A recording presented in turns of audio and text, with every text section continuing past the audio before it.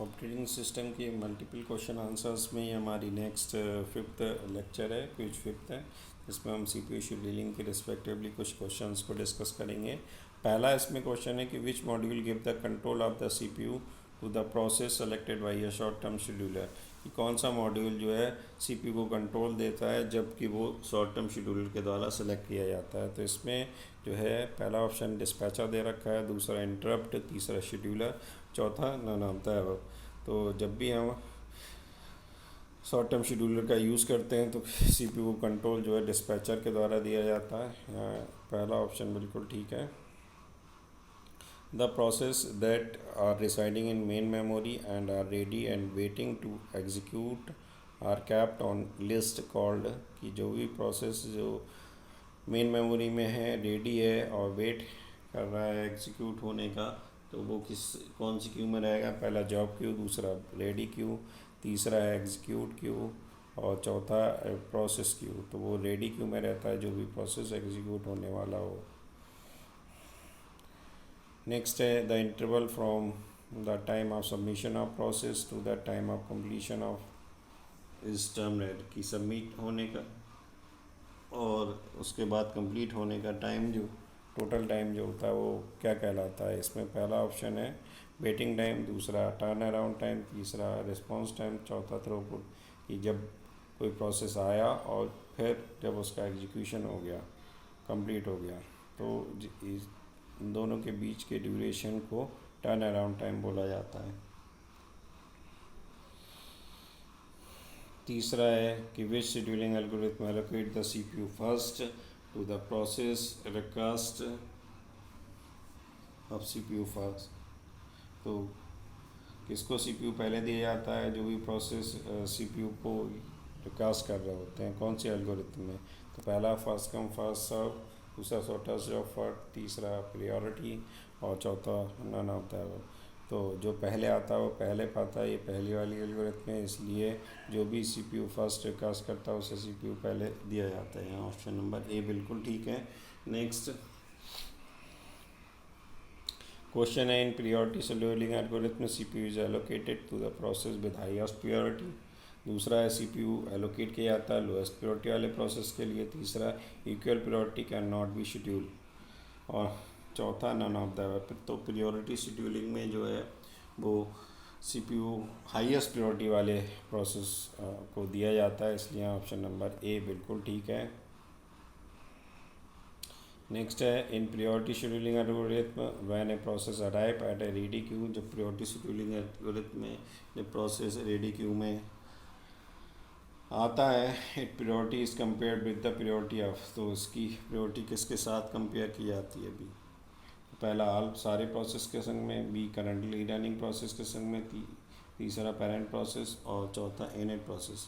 तो जब भी हमारा रेडी क्यू में आता है फिर उसकी जो कंपैरिजन करंट रनिंग प्रोसेस से कंपेयर की जाती है। तो यहाँ पर बी ऑप्शन बिल्कुल ठीक है।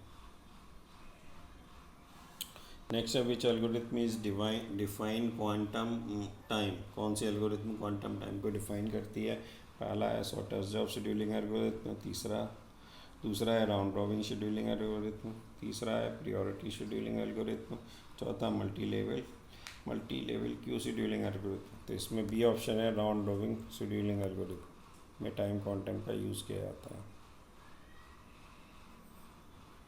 नेक्स्ट है process are classified into a different group, process को इन ग्रुप में क्लासीफाई किया जाता है। पहली एल्गोरिथम में शॉर्टेस्ट जॉब शेड्यूलिंग, दूसरी है राउंड रॉबिन शेड्यूलिंग, तीसरी है प्रायोरिटी शेड्यूलिंग, चौथी है multi level queue scheduling.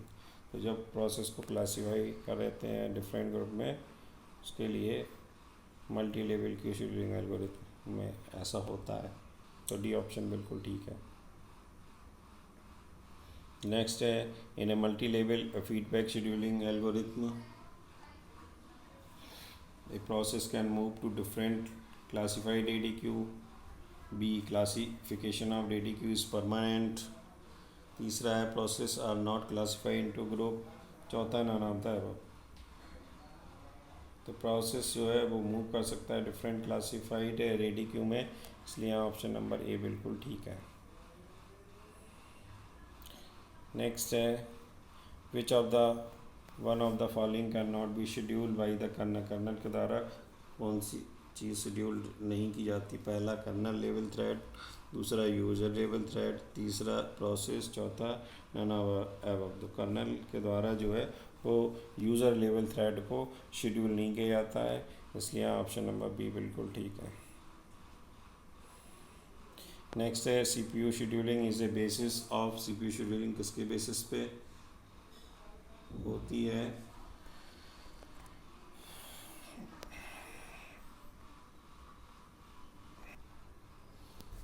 Next question है CPU scheduling is basis of, किसके बेसिस पे की जाती है? पहला मल्टी प्रोसेसर सिस्टम, दूसरा मल्टी प्रोग्रामिंग ऑपरेटिंग सिस्टम, तीसरा है लार्ज मेमोरी साइज सिस्टम, चौथा है none of the.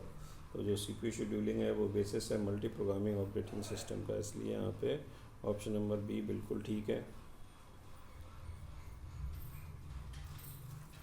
Next question है with multi programming is use productively. Multi programming में किसका यूज़ प्रोडक्टिवली किया जाता है? पहला टाइम का, दूसरा स्पेस का, तीसरा मेमोरी का, चौथा ऑल ऑफ द एबव। तो मल्टी प्रोग्रामिंग में टाइम का यूज़ सबसे ज़्यादा इम्पोर्टेंट होता है, उसी का अगर हम यूटिलाइजेशन ढंग से करें तो प्रोडक्टिवली हमारी इंक्रीज़ करती है। तो मल्टी प्रोग्रामिंग में time is use for productively. Next है what are the two step of process execution. Process execution के दो स्टेप कौन कौन से हैं? पहला इनपुट आउटपुट और ओएस बस्ट, दूसरा सीपीयू और इनपुट आउटपुट बस्ट, तीसरा मेमोरी इनपुट आउटपुट बस्ट और चौथा है ओएस और मेमोरी बस्ट। तो जो प्रोसेस एग्जीक्यूशन के दो स्टेप हैं वो हैं CPU and input output burst, इसलिए यहाँ पे जो है ऑप्शन नंबर बी बिल्कुल ठीक है। नेक्स्ट क्वेश्चन है an input output bound program will typically have. Input output bound जो प्रोग्राम होता है टिपिकली होता है पहला few very short CPU burst, many very short input output burst, C many very short CPU burst और D option है few very short input output burst. तो input output bound program में typically जो है वो many very short CPU burst होते हैं, यहाँ ऑप्शन नंबर सी बिल्कुल ठीक है।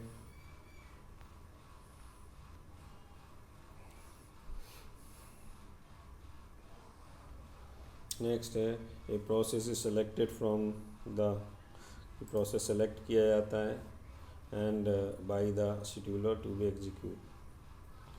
तो प्रोसेस ब्लॉक्ड स्टेट सेलेक्ट किया जाता है शॉर्ट टर्म शेड्यूलर द्वारा, वेट स्टेट क्यू से लॉन्ग टर्म शेड्यूलर द्वारा, डेडी क्यू से शॉर्ट टर्म शेड्यूलर आ रहा है, डेडी क्यू से लॉन्ग टर्म शेड्यूलर आ रहा है। तो जब भी प्रोसेस सेलेक्ट किया जाता है वो नॉर्मली रेडी क्यू से किया जाता है और हम सबसे ज़्यादा शॉर्ट टर्म शेड्यूलर का यूज़ करते हैं, इसलिए यहाँ ऑप्शन नंबर जो सी बिल्कुल ठीक है, अप्रोप्रिएट है। नेक्स्ट क्वेश्चन है in the following case non preemptive scheduling occur, कि कौन सा केस नॉन प्रिमिटिव शेड्यूलिंग का है? When a process switch from running state to ready state, कि रनिंग से रेडी स्टेट में जाता है कोई प्रोसेस। दूसरा है रनिंग स्टेट से बेटिंग स्टेट में जाता है। तीसरा है बेटिंग स्टेट से रेडी स्टेट में जाता है। चौथा है ऑल ऑफ द अबव। तो जब भी नॉन प्रिमिटिव शेड्यूलिंग अकर करेगी जब कोई भी प्रोसेस जो है वो रनिंग स्टेट से बेटिंग स्टेट में जाएगा, इसलिए ऑप्शन नंबर बी बिल्कुल ठीक है।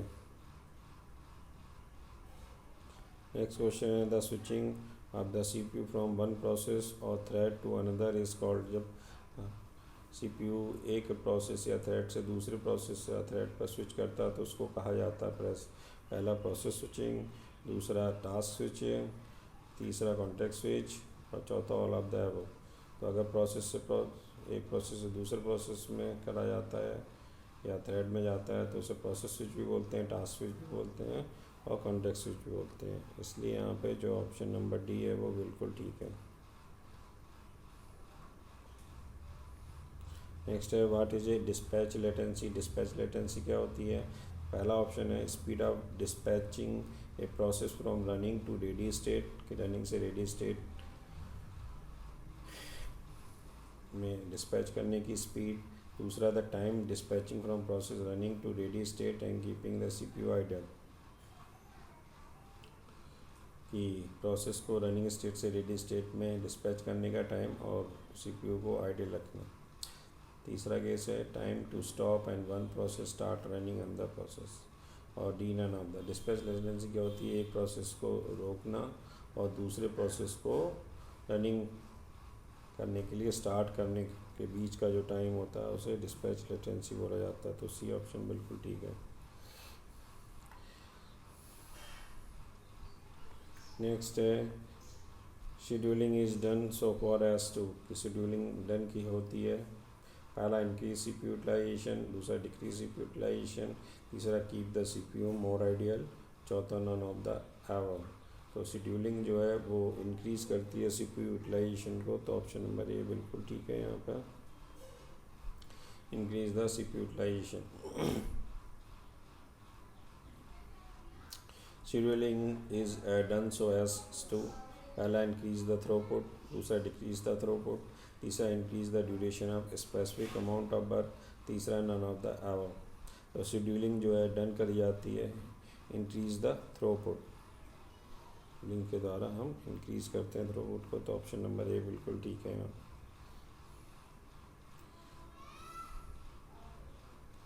What is the turn around time, turn around time क्या होता है, the total waiting time for process to finish execution, एक प्रोसेस को फिनिश करने में जो एग्जीक्यूशन नाम लगता है उसे total time spent in ready queue, total time spent in running queue, और total time from completion till the submission of the process. तो टोटल टाइम जितना लगता है किसी भी प्रोसेस को सबमिशन होने से टोटल टर्न अराउंड टाइम बोलते हैं। डी ऑप्शन है बिल्कुल ठीक है।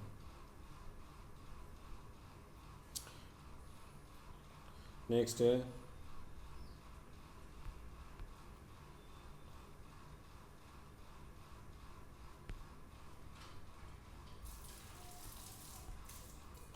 What is A waiting time, waiting time क्या होता है, total time in the block and waiting queue.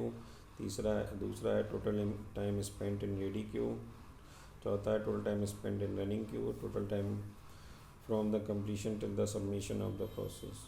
तो वेटिंग टाइम जो होता है जितना भी टाइम उसने रेडी क्यू में वेट किया है वो वेटिंग टाइम कहलाता है, तो ऑप्शन नंबर बी बिल्कुल ठीक है यहाँ।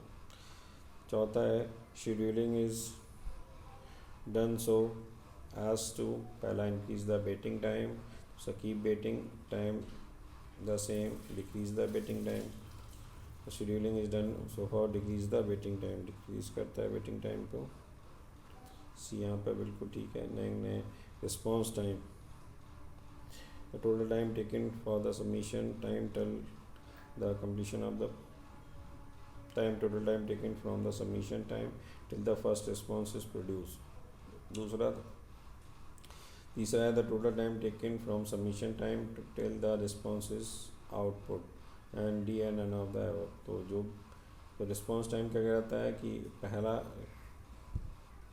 जब भी उसे फर्स्ट रिस्पॉन्स मिलता है एंड किसी को एलोकेट किया जाता है तो वो रिस्पॉन्स टाइम कहलाता है।